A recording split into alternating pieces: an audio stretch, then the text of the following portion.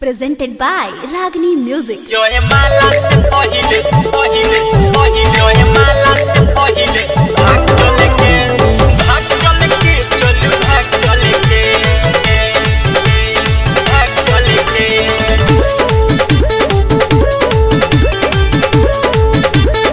कल हुआई तोरा परतिया एने दर्द से फाटी छतिया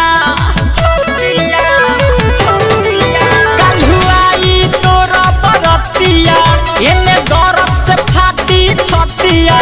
आज सुतल न जाई चलू जाग चले के जो है माला से पहिले भाग चले के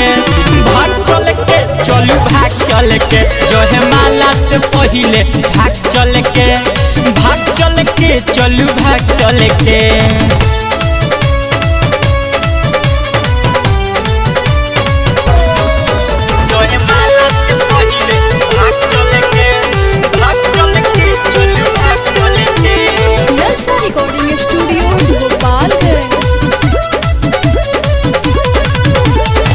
कैले रहलू वादा सनम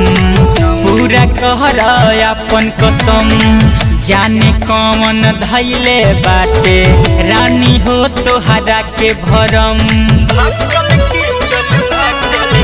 अरे कैले रहलू वादा सनम हो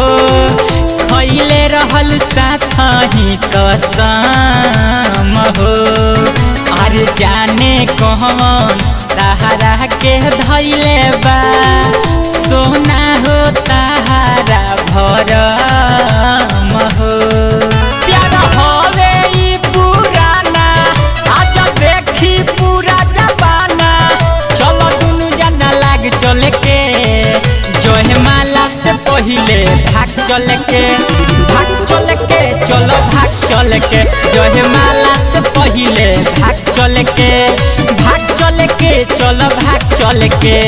माला से पहिले पहिले पहिले जो है माला से पहिले पहिले पहिले Lalsa Recording Studio, Gopalgarh. Presented by Ragini Music. तारा से साथ जब छुट्टी हो दुनिया तो महजा लूटी हो बुलेट राजा के सपना के कोरोना टूका टूकी हो अरे तारा से साथ जब छुट्टी हो दुनिया तो महजा खूब लूटी हो अरे बुलेट राजा के दिल के कर जानी टूका टूकी हो दिल बाले सुना अपन खासा हो हमर जीगर के टुकड़ा विकास हो जवन घरवा में बा सुन लाद चले के जो है माला से पहिले भाग चले के भाग चले के चलो भाग चले के जो है माला से पहिले भाग चले के भाग चले के चलो भाग चले के चल दिल्ली में रह जाई।